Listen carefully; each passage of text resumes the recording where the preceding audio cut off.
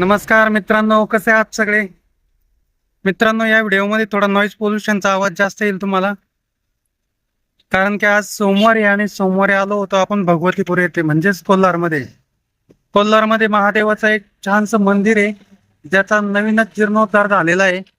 आणि त्या मंदिरामध्ये आपण बऱ्याच दिवसापासून चाललो होतं की आपण दर्शनासाठी येऊ, परंतु कुठल्या ना कुठल्या कारणास्तव पोस्टपोन होत होतं.